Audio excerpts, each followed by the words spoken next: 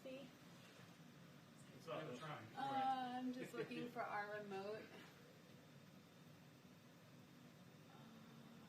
Ooh, property at the White House. Can I use this a second? Has it been disinfected? Definitely. Oh my God. Okay. Have you ever, Nope. Nope. you ever experienced this? Nope. Ma'am? Hi. I forgot how to open up a Canon. From the side. This side? I Here? know, but I Like, can't to do the back. it. No, to the back. Oh, this way. Yeah. Okay. Facing out. Card. Like this, I think. Yeah. Yeah. Okay. Cool. I'll keep you posted. Hopefully strong. Bye.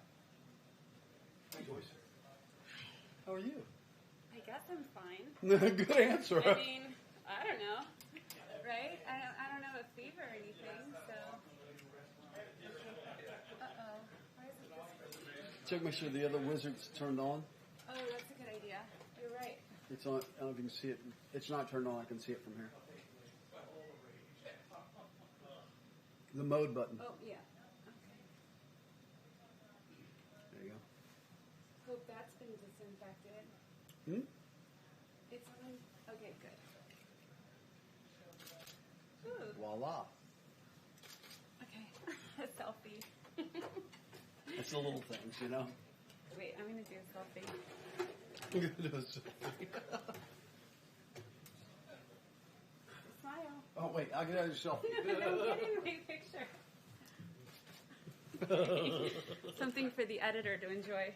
That's right. Who's that idiot in the background? Oh, actually, can I just use this ladder during the press conference? Where are you going to be? Like right here? Yeah, this would work, right? Actually, I think it'd be a really nice angle, and I think that'd be just fine. Especially if I put a mask on too, right? And gloves. Oh my God. And Oh, gloves. I've got that. Look, right here. Who would have thought? Who would have thought? Who would have thought my stocks would just become nothing? Or I'm working till I'm 100. well, I have faith. Something's gotta. It I think cannot be as much. I think there'll be a huge vertical bounce. Oh, I think people are dying to travel and Oh, sure. have a normal life again. They're going to go crazy. Yeah. I mean, I bet you won't be able to get a seat in a restaurant. Because everybody wants to go out to eat. You know? Yeah. Well, we've been ordering takeout and trying to support, local. It's just hard on the kids. Like my kids are 14, 16, and 19. No seniors in high school though. Junior. Thank God. But he's been working on track, and we just got word that all Virginia schools are done. What does that mean? How do you have kids? Yeah, it's pretty, but they're kind of like, hey, that's cool. There's no more school, but it's sad. Well, it's going to be a problem when you try to go to college. When you're next year, you're going to have to make sure all your shit's squared away, that you pass the ACTs and SATs and Yeah. all down. Well, yeah, I mean, you can't take an SAT right now. Right, I know, but next year, Yeah. because you're going to... I mean, you can't take for You can't- college. yeah, the you can't SAT. do that. Yeah. I mean, my junior is supposed to take that in the spring for senior year. Right. So, Yeah, but you'll be behind now because they would have, they'll be asking you questions about stuff that you didn't study because you went to school. They ask you stuff about, advanced algebra or trade or what calculus, whichever you're supposed to do in that. hi, Mike. Good. I'm going to move some ladders. He's starting to set stuff. Oh, yeah. Oh, no. This is mine. Oh, that was Yeah. yours? Okay.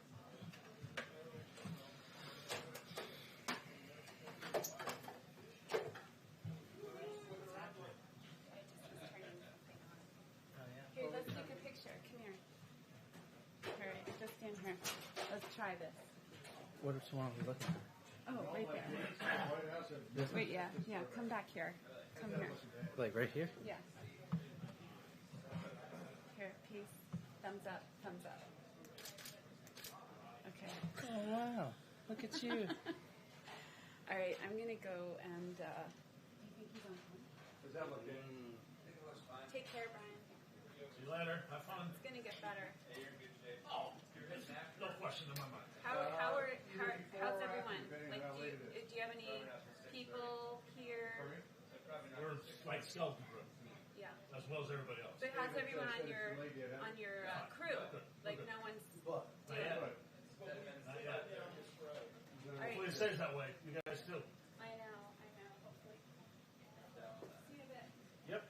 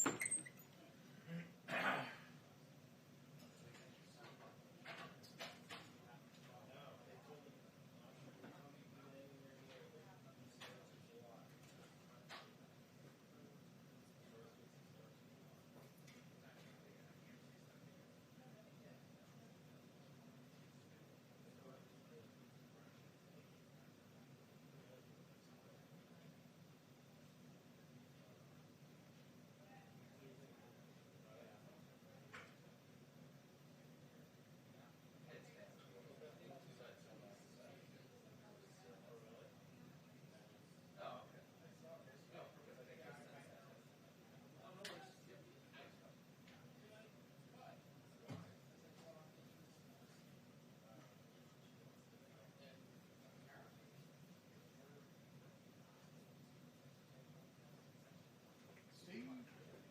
Hey, how are you? How are you, pal? Another day. You guys have had a busy day. Another day in the big city. It's working for a living. That's for sure. It's actually work.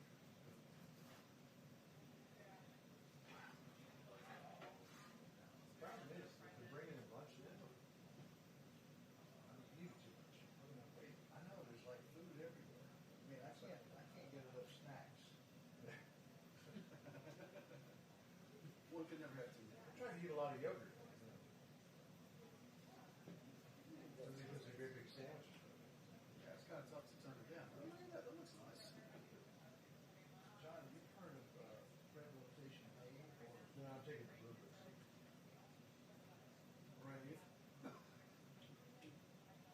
They're not here.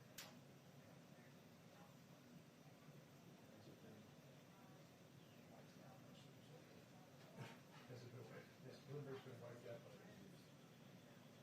Pardon? Or wiped down. Yes. Actually, I photographed. Was this the seat? Yes. No, actually, it was a different seat, but that seat was wiped down because Cena thought she was sitting there, and she calls us off Dividend, so she actually wiped it down. Okay. Not someone else has sat there. So now that you're very well. All right. Now that you're all concerned about it. that was pretty healthy. As we discussed. After them to delay this. I've seen a couple of those. Here early. They probably won't start for another like 45 minutes. Really scared to sit down. They should be. Get some wipes wherever you sit. I would. I'm like, are they gonna go for 8 hours? You doing it, sir? Yeah, you were here though? Not here. I think Haley was here yesterday. Long. So you have here. Sorry? She's like, we need a new chair. You need a reclining chair. She's like, I have to sit in this chair and you can sort of go down 2 hours straight. Good idea. She did it over the weekend as well, so she's like 3 days, it was 2 hours. I need a new chair. Yeah, that thing's been here forever. Look at this. It's tape, so it doesn't fall apart. This chair's been around here longer than we have. Almost was here when we got here. I don't think anything that's been here broken either. As long as I don't fall and, mid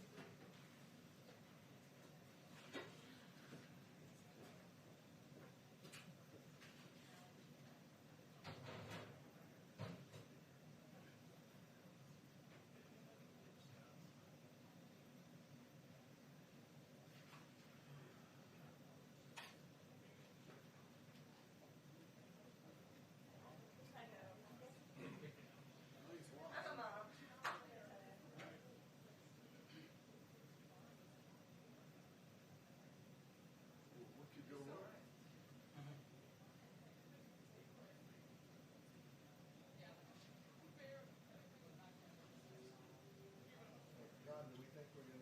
guy or? I would expect so.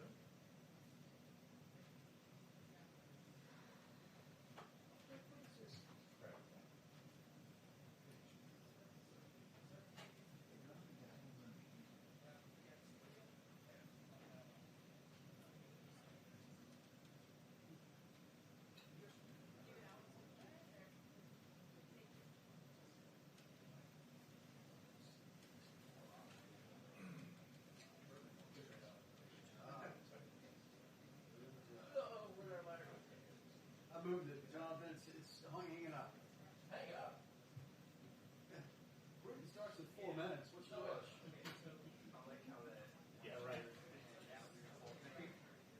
Briefing will now begin at 6 p.m. We got like 30 minutes.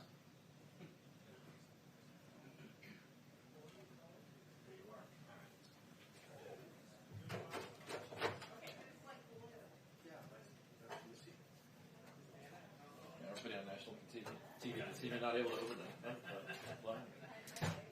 They still got the thing to open the ladder.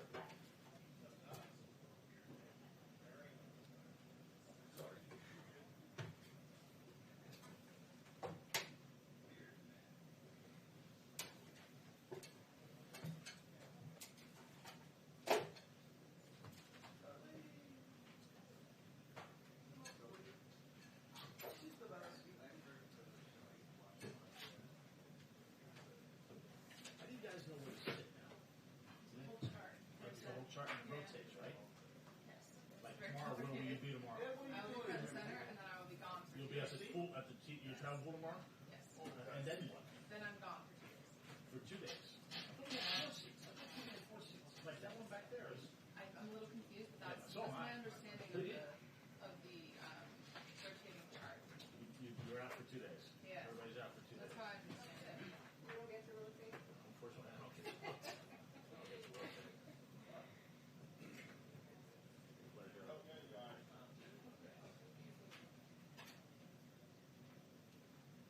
Hey, Ed. Ed Lewis. Yeah. Watch and learn. No, it is hectic. Come on, Ed. Watch it, man. And I've noticed.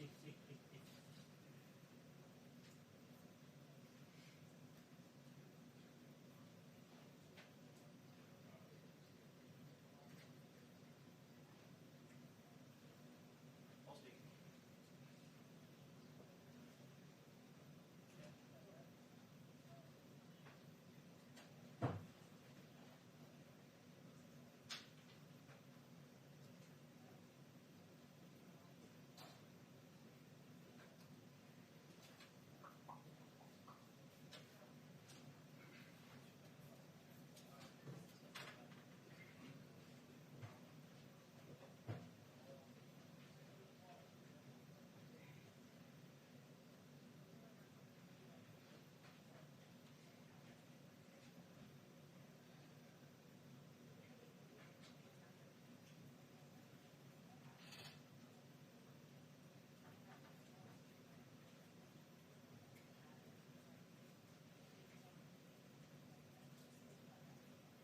It's the smoke from the fire.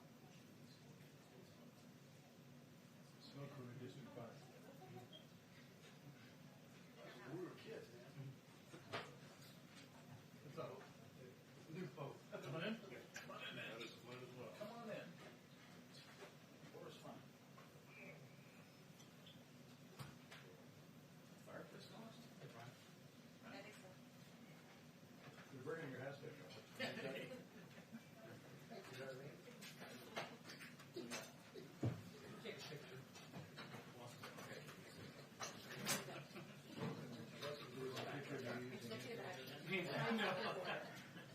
Just to prove I it. brought up the jacket. Where do you want to face that way? This way. Now, line is fine.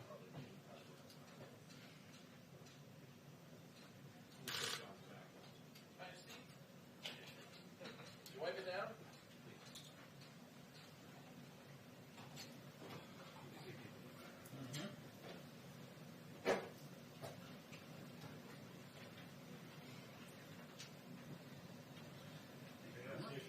That's all right.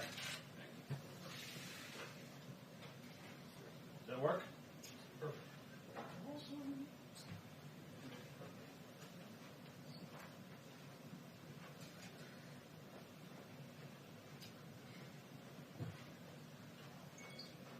Uh-oh.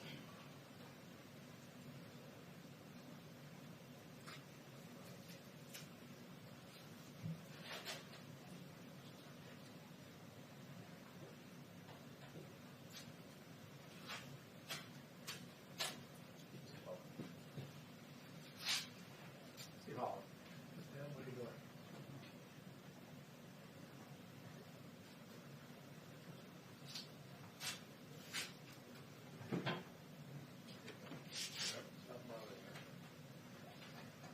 You wanted to know, I was actually okay with that. It was done I would- to come in on the craft. Absolutely.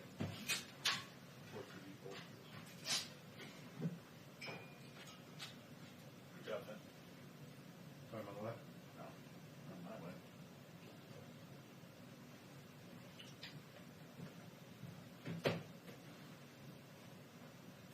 Yes, sir.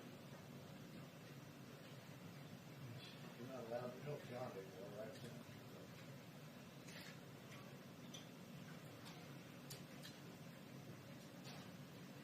You planning for an operation of some sort?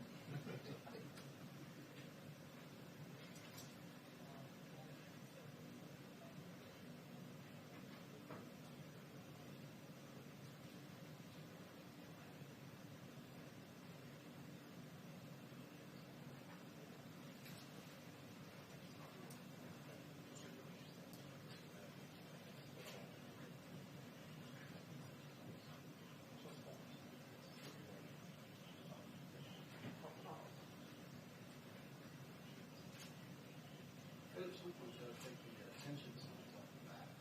I like it. Attention.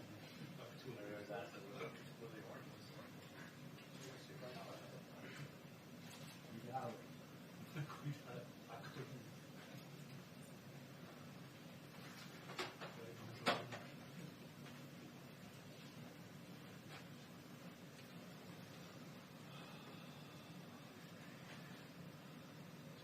Yeah. Was there something in particular, Ben? Yes. Stay over there. Thank you, good boss. Yes. Thanks. Get out of here.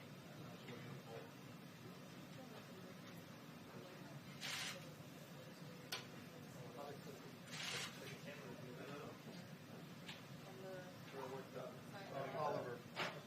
No, yeah, no, Mandel. Okay.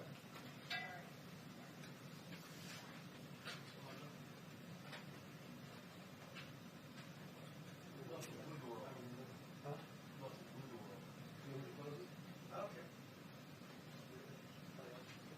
Stay on time? Turn on the on. Stay on. 30, 45.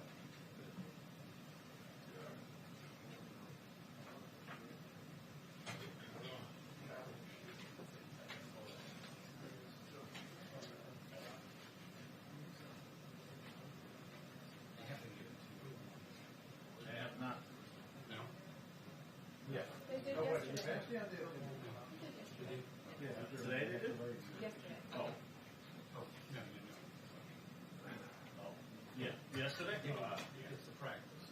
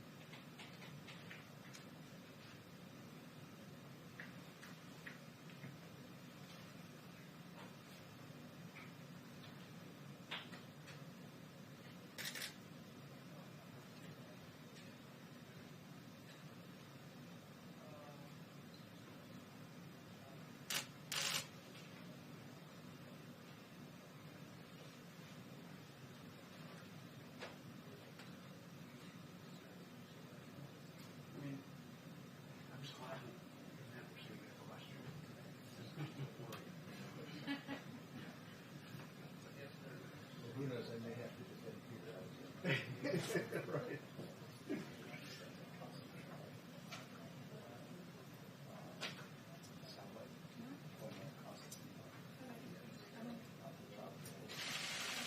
Oh dear. Here we go. No, we're not. They said it's possible. I'm just here. Little nothing to be excited about. They didn't think he was much better. I'm gonna say that I think it's 2 minutes. I'm shooting back here for a while. Stop. How are you? I'm ready to go to the walk-in shop right back here. Sure. Hey, Brandon, how are you? I just need to get my phone.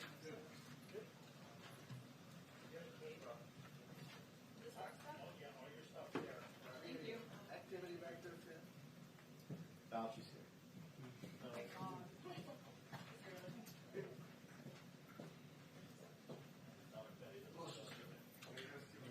Number of texts.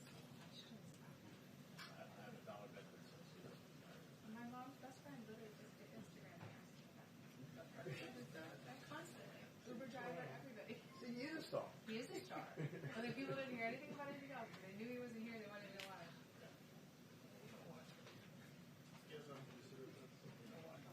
Not his area of expertise.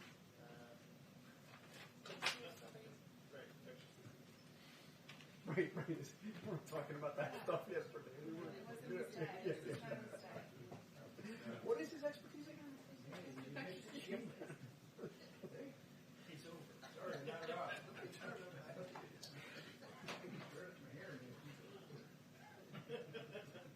You missed the whole thing, Steve. It's over. Do you mind going right in between here for me? Let me guess. You want to do a reflection? Well, I think the whole press pool has. I don't think that's it. My departed mothers used to fall asleep in a chair. All right. Thank you. Sure. No, but this is, the old folks that heard 2-minute warning, I said, no. That's not great. Well,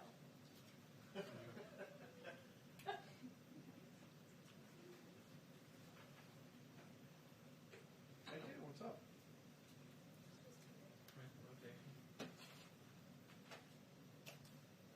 no, it's a different room of stairs. Oh. Like digging up the seats. You all good, John? Good. How you doing? Still here. Good. Can't complain.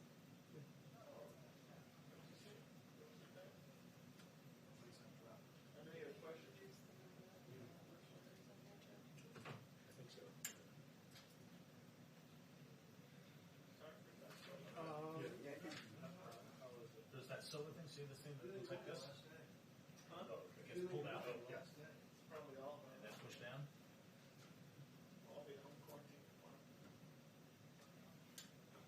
Yeah, sometimes it's not. Oh, okay. And then push it back in and it'll lock it. Okay, there you go. Thanks.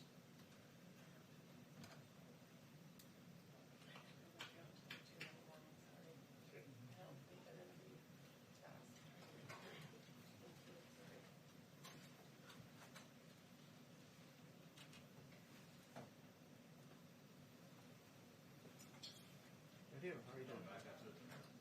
Yeah, when it's closer in with the bedroom. About what?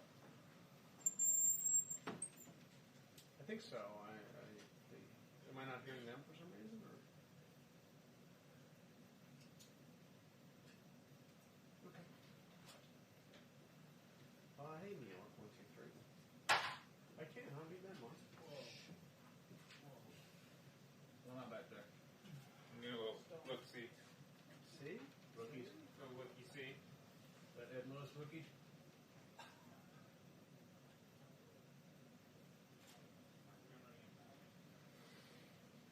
It's a really good question. The answer to the second question is yes. I don't know what the answer to the first question is. But I would think you would be able to. I think it's not really. Yeah. Yeah, I think so. Yeah. And I guess everybody else could carry it if they wanted to. That'd be interesting. Yeah. You know, it's I'm not in, as you know, I had to move over to stuff, but and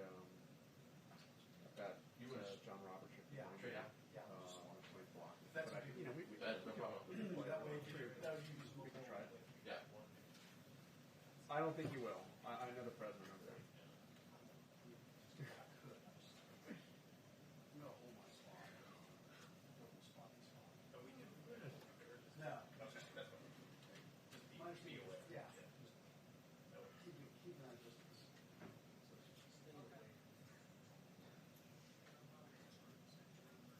Hey George, how are you?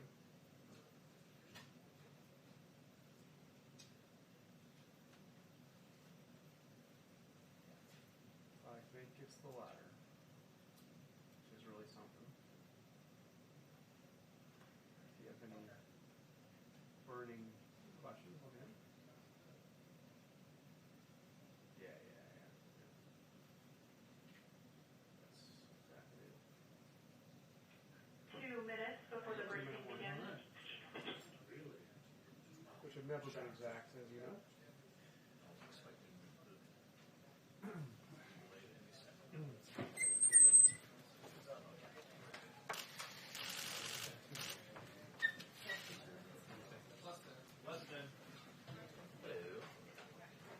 So, you know, we're in mandated positions now. We stay.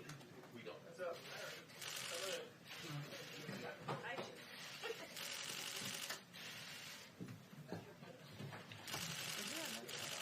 You want down this side?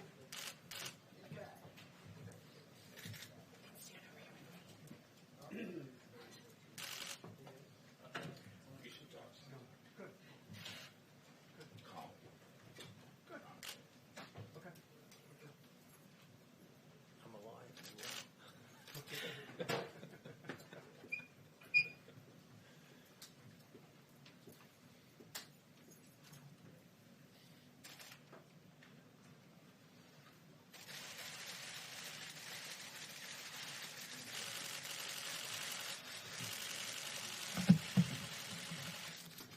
Thank you very much. Been a very busy day. I want to thank the American people for the incredible sacrifices that they're making on behalf of our nation. And I want to encourage everyone to keep following our guidelines on social distancing, avoiding large gatherings and hand washing and all of the other things that everybody knows they're supposed to be doing. Ultimately, the goal is to ease the guidelines and open things up to very large sections of our country as we near the end of our historic battle with the invisible enemy. We're going for a while, but we win. We win. I said earlier today that I hope we can do this by Easter. I think that would be a great thing for our country, and we're all working very hard to make that a reality. We'll be meeting with a lot of people to see if it can be done. Easter is a very special day for many reasons. For me, for a lot of our friends, that's a very special day. And what a great timeline this would be. Easter as our timeline, what a great timeline that would be. My first priority is always the health and safety of the American people. I want everyone to understand that we are continuing to evaluate the data. We're working with the task force and making decisions based on what is best for the interest of our fantastic country. In order to defeat the virus, we must continue to be very strong. Your resilience and spirit has been inspiring to everyone. Right now, this virus is attacking 149 countries. But everybody looks to us, and they're watching us. And I'm very proud to be your president. I can tell you that.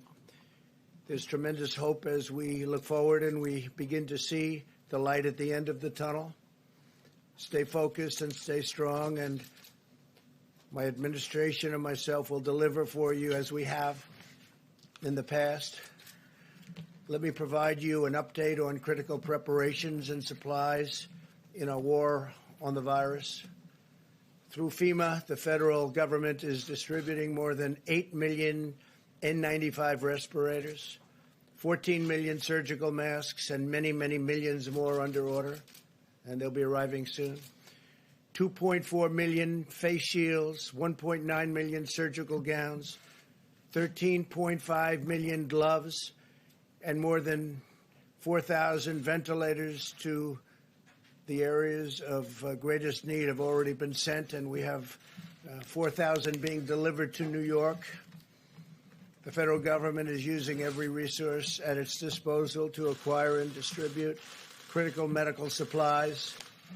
The core element of this strategy is my executive order authorizing the use of the Defense Production Act, which has, as you know, already been activated actually a long time ago, quite a long time ago. Private companies are heeding our call to produce medical equipment and supplies because they know that we will not hesitate to invoke the DPA in order to get them to do what they have to do.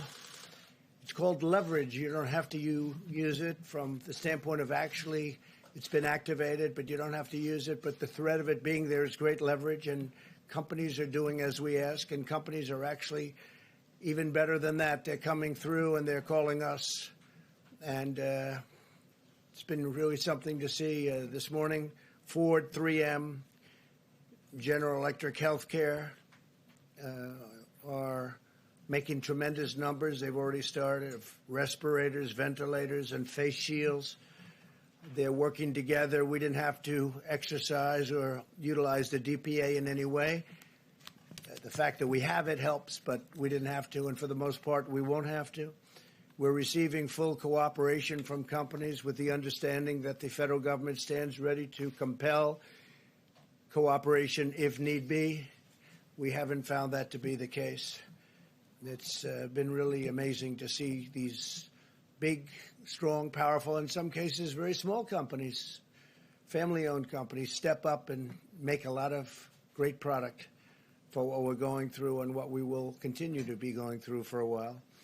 The Army Corps of Engineers and the National Guard are building 4 hospital facilities in New York City at the Javits Center, which will be operational very soon. They've already started. In addition, they're building 4 separate medical facilities in different parts of the state. We're dealing with Governor Cuomo on that. So you're going to have 4 hospitals and 4 medical facilities at the highest level, too. Really incredible facilities. Temporary, but incredible. We're also deploying the U.S. Navy hospital ship, and that will be arriving in New York Harbor in the not-too-distant future. It's finishing its maintenance. They're doing a very big maintenance, and what we did is we condensed it very seriously. And as you know, the other hospital ship, and these are incredible ships, it's already on its way to Los Angeles. So we're in frequent contact with state and local officials and getting a lot of work done. We're likewise building hospitals in Los Angeles. We're working also the state of Washington. We're working with the governor of the state of New Jersey. We're building a medical facility, a hospital facility, and doing a lot of work. I want to thank the people from FEMA, the great people from FEMA, and also the Army Corps of Engineers. Secretary Mnuchin and the members of my administration continue to work closely with Congress. I'm pleased to report that we are working to pass the biggest and boldest financial relief package in American history. Senators will soon hopefully vote on a $2 trillion bill that will deliver direct cash payments to struggling Americans. No fault of their own. This came out of nowhere. Nobody can imagine this even happened. But it's not their fault. We want to protect, and we will, all of the things that a person needs protected and a family needs protected. We're working on job retention loans for small businesses and extended unemployment insurance for laid-off workers. The legislation will also include billions of dollars for additional resources for our, and really heroic, these are incredible, doctors, nurses, brave, and hospitals, as well as support for hard-hit industries such as the airline industry and the cruise ship industry, which employ tremendous amounts of people and obviously serve very important functions beyond that, with very tough protections for the American taxpayer. The loans will be very secure and they will be very profitable, and at the same time they'll bridge, they call them bridge loans in many cases. They'll be bridging these companies back into very good health. And some of them are very important companies that 4 weeks ago didn't have a problem. I'm also confident that the Democrats will do the right thing. I feel very confident. They're working very hard together right now, Republicans and Democrats, and they're getting very close to a very fair deal and a great deal for the people of our country. Today, as you probably saw, the Dow surged over 2,100 points. That's the all-time record history of the exchange. This is very encouraging, and I think part of the reason is they are looking at what is close to being passed, and I think a very big part of it is they see that we want to get our country open as soon as possible. They see we're working very hard on that. That's a very big factor, I think, in today's historic gain. The legislation developed in the Senate is the first step to restoring confidence and stability to America's economy as we look ahead to the time when we can carefully and responsibly reopen our country for business, and we hope that's going to be very soon. I want to assure Americans that we have a team of public health experts. We've gotten to know them as well as I know them. They're great people, incredible, talented. They love our country. Also, economists and other professionals working to develop a sophisticated plan to reopen the economy as soon as the time is right, one based on the best science, the best modeling, and the best medical research there is anywhere on earth. Our great people have been, especially when it comes to our public health experts and officials, have been helping other countries, dealing with other countries, constant touch with other countries, helping them out, because many of them have never seen anything like what's happening. But our decision will be based on hard facts and data as to the opening. I'm also hopeful to have Americans working again by that Easter, that beautiful Easter day. But rest assured, every decision we make is grounded solely in the health, safety, and well-being of our citizens. This is a medical crisis. This isn't a financial crisis. But it's a thing that nobody has seen for many, many decades, nothing like this. Marshaling our economic strength is a key feature of defeating the virus, producing the material supplies and equipment that we need, and they're doing a really fantastic job. We're helping the governors. We had a conference call the other day with the governors, and we allowed the press to join us on the call, and the spirit between us and the governors has been really great. We should never be reliant on a foreign country for the means of our own survival. I think we've learned a lot. We've learned a lot. This crisis has underscored just how critical it is to have strong borders and a robust manufacturing sector. For 3 years, we've embarked on a great national project to secure our immigration system and bring back our manufacturing jobs. We brought back many jobs, record numbers of jobs. And this really shows, this experience shows how important borders are. Without borders, you don't have a nation. Our goal for the future must be to have American medicine for American patients, American supplies for American hospitals, and American equipment for our great American heroes. Now both parties must unite to ensure the United States is truly an independent nation in every sense of the word. Energy independence, we've established that. And something incredible that we've established. We're energy independent, manufacturing independence, economic independence, and territorial independence enforced by strong sovereign borders. America will never be a supplicant nation. We will be a proud, prosperous, independent, and self-reliant nation. We will embrace commerce with all, but we will be dependent on none. Above all, we know that the best thing for our economy and the world right now is a very, very powerful victory over the virus. Every day, the American people are showing the unity and resolve that has always defined the character of our nation. In New York, citizens are using 3D printers to make hundreds of face shields. They're making them by the hundreds. In Texas, businesses and churches are uniting to collect gloves and thermometers for hospitals. In the selfless actions of our amazing citizens, we're seeing enduring strength of our magnificent nation, a spirit that can never be broken, and a victorious future that can never be denied. It never will be denied. Now what I'd like to do is perhaps ask a person who has really established herself as maybe the world's great expert on what she does. If I could ask Deborah to come forward and say a few words, and then I'll ask Tony to come up and speak, and then our Vice President, and then we'll take a few questions, and we'll do it quickly, and we'll probably see you again tomorrow. So, Deborah, please. Thank you. Thank you, Mr. President.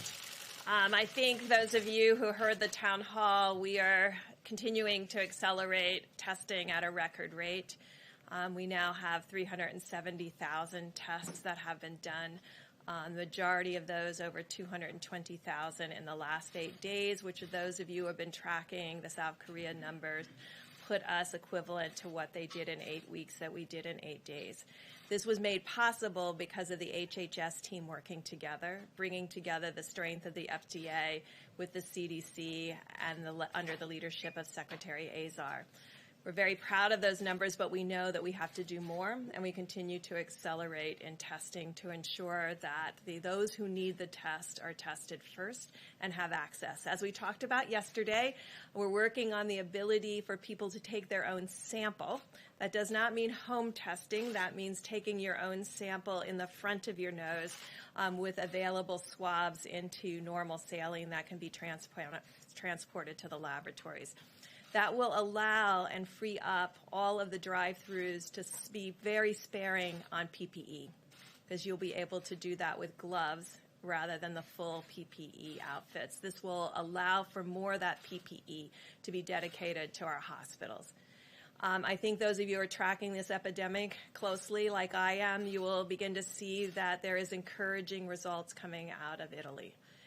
We are impressed by the decreases that are seen in mortality, the number of people succumbing to this illness, and the number of new cases. Our new cases will continue to surge because we're still working on our backlog, although we will be in touch with the laboratories after this press conference to really find out how many are still in backlog and how many were run in the last 24 hours. Until we can get into a 24-hour cycle, we're going to have disproportional number of new cases compared to the actual new cases, and we will let you know when we've reached that equilibrium. Finally, and I know Dr. Fauci will talk about this further, we remain deeply concerned about New York City and the New York metro area. About 56% of all the cases in the United States are coming out of that metro area, and 60% of all the new cases are coming out of the metro New York area, and 31% of the people succumbing to this disease. It means, because they still are at the 31% mortality compared to the other regions of the country, that we can have a huge impact if we unite together. This means, as in all places, they have to be following the presidential guidelines that were put out 8 or 9 days ago, and this will be critical. But to everyone who has left New York over the last few days, because of the rate of the number of cases, you may have been exposed before you left New York. And I think, like Governor DeSantis has put out today, everybody who was in New York should be self-quarantining for the next 14 days to ensure that the virus doesn't spread to others, no matter where they have gone, whether it's Florida, North Carolina, or out to far reaches of Long Island. We are starting to see new cases across Long Island that suggest people have left the city. So this will be very critical that those individuals do self-quarantine in their homes over these next 14 days to make sure they don't pass the virus to others based on the time that they left New York. So if they've already are 4 days out, then it's just 10 more days. So I thank you if you help get that message out to others. Dr. Fauci? Thank you very much, Mr. President. Deb. I want to just talk very briefly about 2 or 3 things. First, the issue of testing and how that has really changed the complexion of the approach that we're going to be able to take. Testing was an issue. We had many questions of testing in this room for a number of times. Now that we literally have hundreds and hundreds of thousands of testing out there, there are a few things that we can do with that. One of the things is that when we make policy about what we're going to be doing with the rest of the country, particularly those areas that are not hot spots, we need to know what the penetrance of infection is there. So we need to put a light on those dark spots that we don't know. We have to act policy-wise on data, and we're going to be getting more data, a lot more data. The other thing is that the areas of the country that are not hotspots, that are not going through the terrible ordeal that New York and California and Washington State are going through, they still have a window of a significant degree of being able to contain. In other words, when you test, you find somebody, you isolate them, you get them out of circulation, and you do the contact tracing. When you have a big outbreak, it's tough to do anything but mitigation. We have an opportunity now that we have the availability of testing to do that. So you're going to be hearing more about how we can inform where we're going, particularly because we have the ability to test. The second thing is I just want to reiterate what Dr. Birx said about New York. It's a very serious situation. They've suffered terribly through no fault of their own. But what we're seeing now is that understandably, people want to get out of New York. They're going to Florida. They're going to Long Island. They're going to different places. The idea, if you look at the statistics, it's disturbing. About 1 per 1,000 of these individuals are infected. That's about 8 to 10 times more than in other areas, which means when they go to another place, for their own safety, they've got to be careful, monitor themselves. If they get sick, bring it to the attention of a physician, get tested. Also, the idea about self-isolating for 2 weeks will be very important because we don't want that to be another seeding point to the rest of the country wherever they go.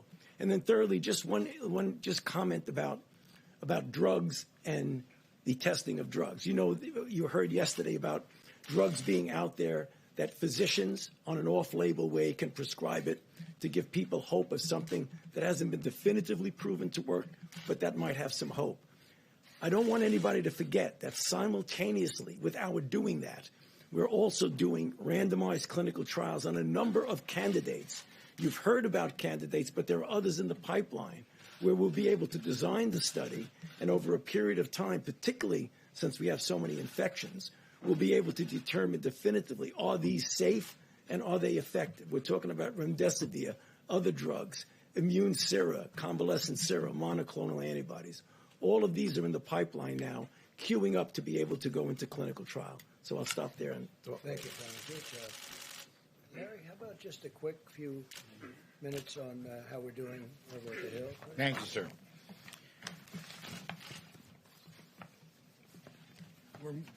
We're gaining great progress on this Phase 3 legislation. Negotiations continue. We've had continued reports. I've been up there with Secretary Mnuchin. Secretary Mnuchin continues today with Chief of Staff Mark Meadows, checking in with the President. They're getting closer and closer. They expect to vote as soon as possible. I just want to walk through a couple of key points. This legislation is urgently needed to bolster the economy, provide cash injections and liquidity, and stabilize financial markets to get us through a difficult and challenging period in the economy facing us right now, but also to position us for what I think can be an economic rebound later this year. We started the year very strong, and then we got hit by the coronavirus in ways that probably nobody imagined possible. We're dealing with that as best we can. This package will be the single largest Main Street assistance program in the history of the United States. The single largest Main Street assistance program in the history of the United States. Phase 2 delivered the sick leave for individuals, hourly workers, families, and so forth. Phase 3, a significant package for small businesses. Loan guarantees will be included. We're going to take out expenses and lost revenues. As the President said, eligibility requires worker retention. We will maintain, the people eligible will maintain their payrolls during this crisis period. And on top of that, we will have direct deposit checks of roughly $3,000 for a family of 4, and that will bridge to enhanced, plussed-up unemployment insurance benefits that will essentially take those up to full wages. This is 1, 2, 3, 4. You know, a strong workforce requires strong business. You can't have a job without a business to work for. And the hope here is that the companies that were operating very well at the beginning of the year when the economy was in good shape, we will help them and their employees get through this tough period so they will come out the other side, let's say this later this spring or summer, and will continue their operations. That's the key point. Now, don't forget, there's income tax deferrals for individuals and corporations without interest and penalties. There's student loan interest and principal deferrals without any penalties. And finally, I want to mention the Treasury's Exchange Stabilization Fund. That will be replenished. It's important because that fund opens the door for Federal Reserve firepower to deal a broad-based way throughout the economy for distressed industries, for small businesses, for financial turbulence. You've already seen the Fed take action. They intend to take more action. And in order to get this, we have to replenish the Treasury's emergency fund. It's very, very important. Not everybody understands that. That fund, by the way, will be overseen by an oversight board and an inspector general. It will be completely transparent.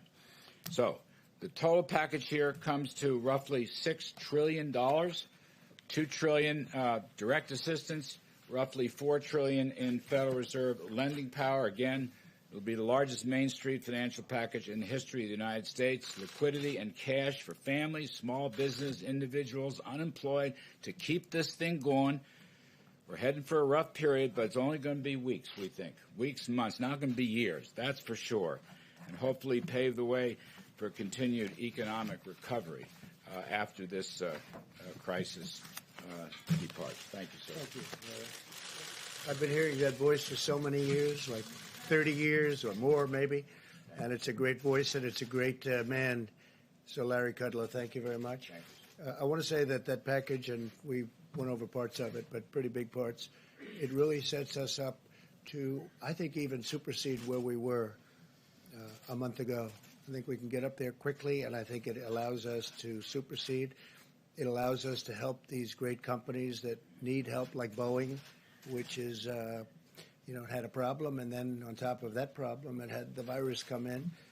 But we'll be helping Boeing. We'll be helping the airlines. We'll be helping the cruise lines. We'll be doing a lot of things, and the money will all come back to us, and it'll come back to us in a very strong form.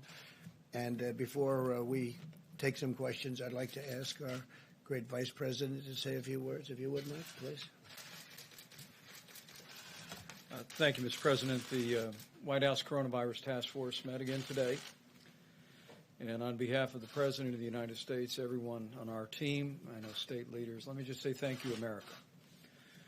People across this country, businesses large and small, are responding to the threat of the coronavirus in ways that are deeply inspiring. People are acting on the President's 15 days to slow the spread, and it is making a material difference. Our experts standing beside us told us that if every American, regardless of whether you're in an area that's impacted by an outbreak of the coronavirus or not, if every American would embrace these guidelines, that we could significantly reduce the number of Americans that would contract the coronavirus and protect the most vulnerable. And as the President reflected earlier, tens of millions of Americans are doing just that, and we're grateful. The focus of our task force, of course, is to slow the spread, to promote mitigation strategies. Beyond that, though, the President has us focused on testing and on supplies and making sure that those that are enduring the symptoms of the coronavirus and those who are ministering to them, our extraordinary healthcare workers, have the support that they need. In the category of supplies, you just heard Dr. Birx indicate that we've made great progress. We have done more tests in the last 8 days than were done in the previous 8 weeks, and it's because of the public-private partnership that the President forged with commercial labs. And I would encourage people around the country to remind your family members and friends, if you don't have symptoms, don't get a test. We want to make sure people who are having symptoms, who have a concern, have the ability to be tested and to have those tests processed. We're continuing to urge all county hospitals all labs around the country to report to the CDC all the results of the test, as it'll give these experts around us the ability to continue to advise the president on best practices. As I mentioned, we all continue to follow the outbreak around the country and the test results. But as several have mentioned, we're particularly focused on New York. The reality is the New York metro area was 60% of the new cases in the country. And specifically, as a layperson, I can tell you that the infection rates are roughly 1 in 1,000 in the New York City metropolitan area, where they are 0.2% per thousand or 0.1% per thousand in places like Washington State. It is the reason why today the White House Coronavirus Task Force is calling on any American, first and foremost, if you're in the New York City metropolitan area or elsewhere, to take the guidelines that we issued and avoid non-essential travel. But for anyone in the New York metropolitan area who has traveled, our task force is encouraging you to monitor your temperature, be sensitive to symptoms, and we are asking anyone who has traveled out of the New York City metropolitan area to anywhere else in the country to self-isolate for 14 days. We have to deal with the New York City metropolitan area as a high-risk area. And for that reason, we're taking these steps and asking for the cooperation of the American people. Because of the spread in New York City, we will continue to surge resources. The President has described this. FEMA is coordinating with New York State for the arrival of the USS Comfort in just a matter of a few short weeks. Over the next 24 hours, more than 4,000 additional ventilators will be delivered to New York State as well. New York State has prioritized 3 alternative medical facilities, and at the President's direction, the Army Corps of Engineers is working on plans to build those facilities out. You've heard the President speak about the Javits Center, the addition of 1,000 beds, and will continue. I want the people of New York City and the greater New York City area to know that we're with you. We're going to continue to provide resources to support your state and local officials as they confront the spread of the coronavirus in that great city. On the subject of supplies, we had team meetings today at FEMA, which is working on identifying the critical personal protective equipment and ventilators. At this point, FEMA informs us today that they are distributing 7.6 million N95 respirator masks, more than 14 million surgical masks, and FEMA has already shipped 73 pallets of personal protective equipment to New York, 36 pallets of personal protective equipment to the state of Washington. We'll be meeting again tonight. As you know, the President stood FEMA's National Response Center up, and they are in the lead for the approach to the coronavirus, which is locally executed, state managed, and federally supported. And we'll continue to surge those resources and make sure that they're available. One last word, if I may. The President reflected on the response that businesses around the country have brought to this moment. It truly is extraordinary. The President did initiate the Defense Production Act last week, but as the President has reflected many times, we will use the Defense Production Act if we need it to mandate production of critical supplies. But so far, no one has said no. And in fact, we see industry stepping up. The President mentioned Ford Motor Company working with 3M and GE Health to expand production of medical supplies. We heard that McDonald's is now offering curbside delivery to truckers who are unable to use the drive-through to pick up a Big Mac. And I spoke today, and the President spoke last week with Tim Cook of Apple, and at this moment in time, Apple went to their storehouses and is donating 9 million N95 masks to healthcare facilities all across the country and to the national stockpile. There is a level of generosity that I know is inspiring to the President, and it's truly inspiring to all of us who are working on the White House Coronavirus Task Force. The President's made it clear that he hopes, in weeks, not months, to be able to open up the country. But let me make one last encouragement to every American. We will get to that day quicker if every American will put into practice the President's coronavirus guidelines for our nation. 15 days to slow the spread. If every American will do this, I have no doubt that we will slow the spread, we will protect our most vulnerable, and we will heal our land. Thank you, Mr. President. Mr. President, you just reiterated that you hope to have the country reopened by Easter. You said earlier you would like to see churches packed on that day. My question is, you have two doctors on stage with you. Have either of them told you that's a realistic timeline? I think we're looking at a timeline. We're discussing it. We had a very good meeting today. If you add it all up, that's probably 9 days plus another 2.5 weeks. It's a period of time that's longer than the original 2 weeks. So we're going to look at it. We'll only do it if it's good, and maybe we do sections of the country. We do large sections of the country. That could be too. But we're very much in touch with Tony and with Deborah on everything we're doing. Who suggested I that just thought it was a beautiful time. It would be a beautiful time, a beautiful timeline. So that was It's a based great on day. any of the data? It was based on a certain level of weeks from the time we started, and it happened to arrive. Actually, we were thinking in terms of sooner. I'd love to see it come even sooner, but I just think it would be a beautiful timeline. John? Mr. President, if you look at what we've just seen in the last day or so, you've seen the number of known coronavirus cases in the country double in just 2 days. Another 95 people have died just in the last 24 hours. New York's governor is saying this is spreading like a bullet train across the country, and the governor of Louisiana is saying that his state may not be able to handle the cases that they're facing by early April. So what are you seeing in all of this that leads you to think that we could reopen by Easter or even earlier? Sure. We're working with all of them. We can be talking about large sections of our country because there are sections of our country that you didn't talk about that are doing unbelievably well. They have very little incidence or problem, very small numbers. It's very possible that they won't be ever subject to what's happening in New York. New York is definitely a hot spot. There's no question about it. And you know what we're doing in New York to try and help. And I think we're doing an incredible job. We're going to have the hospitals up quickly, the medical centers also quickly.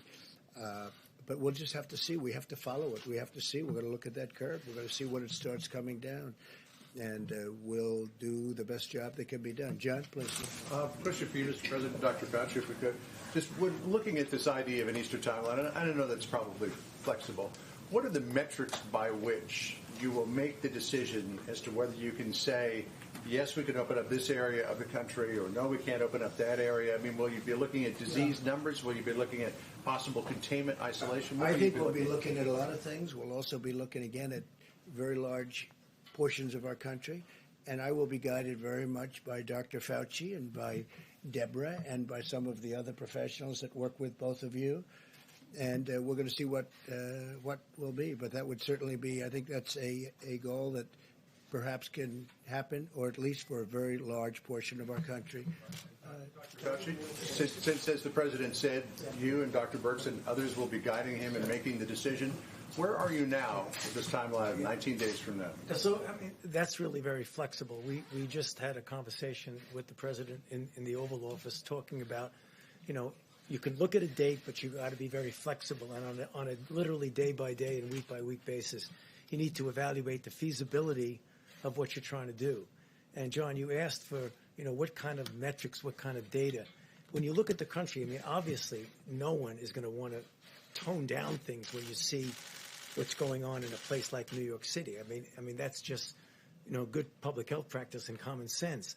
But the country is a big country, and there are areas of the country, and I refer to this in my opening remarks, that we really need to know more about what the penetrance is there. So if we do the kind of testing what we're doing, and testing will always be associated by identification, isolation, and contact tracing, and you find after a period of time that there are areas that are very different from other areas of the country, you may not want to essentially treat it as just one force for the entire country, but look at flexibility in different areas.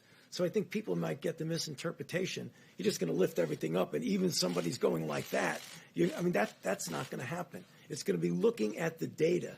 And what we don't have right now that we really do need is we need to know what's going on in those areas of the country where there isn't an obvious outbreak. Is there something underneath the surface that says, wait a minute, you better be careful and really clamp down? Or what looks there that you don't really have to be as harsh as you are in other areas. So it's looking at information that up to this point, John, we never had. So it's a flexible situation. Was New York becoming our war? Is New York becoming the epicenter? Well, it certainly is by far the, if you call it hot, if you call it any word you want to use, it is at a level that I was speaking to Tony before. It's a level that no place else is close. It's very unfortunate.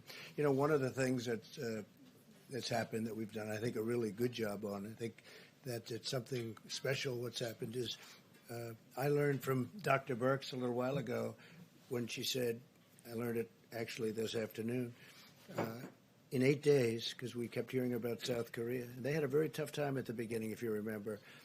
In 8 days, we're doing more testing than they've done in 8 weeks. That's a tremendous turn. And with our testing, it's going exponentially. It's going up, up, up every day. So we're going to be able to do things with this very highly sophisticated testing. And it's also, the test itself is considered the best test. So on top of doing now more than anybody else, we have a very high-quality test. That makes a big difference. It also makes a big difference even in terms of opening, because we're going to see those areas like the hot spots. But New York City definitely is a very hot spot. Steve, when you talk about areas that you could open up, what specifically are you looking at? What states? Are you talking about out west? Well, you can Midwest, talk or about south? Where the exactly? Farm Belt. Take a look at the Farm Belt. Take a look at areas out west. Look at big sections of Texas. I was talking to the great governor of Texas. They've done a fantastic job out there, but they have very big sections of Texas where, you know, it's like numerous states, frankly. But we can have large sections of, if we want to do it that way, we can have large sections of the country open. I think it's very important that we start moving on that and start thinking about it, because our country wants to be open. Our people want it to be open, and they're raring to go. And I think it's one of the reasons that we're going to have a tremendous bounce back. I think it's going to go very quickly. Also, I want to thank, while I'm here, I want to thank Larry for the job he's done, Steve Mnuchin for the job he's done. If you look at Peter Navarro, he's sort of doing different things. He's really, he's a force in terms of getting masks and getting all of the ventilators and all the things. He's been fantastic, Peter. But I also want to thank Congress, because whether or not we're happy that they haven't quite gotten there yet, they have been working long hours. I'm talking Republicans and Democrats, all of them. The House, the Senate. I want to thank Congress because they are really trying to get there, and I think they will. And I'll see you all tomorrow. Thank you very much. Did Thank you you. give Governor Cuomo a heads up, Mr. President, about the quarantining for people who left New York? Did you give Governor Cuomo a heads up about quarantining people? We're talking to them about it. Did you have South Korea Mr. President? Is it wise to pack churches on Easter? It takes one person to contaminate a whole county. Hey, Larry? Anytime you want to. Yeah, you want us? Yeah. We could go informal? Yep. Meet you out front? Yep, that sounds good.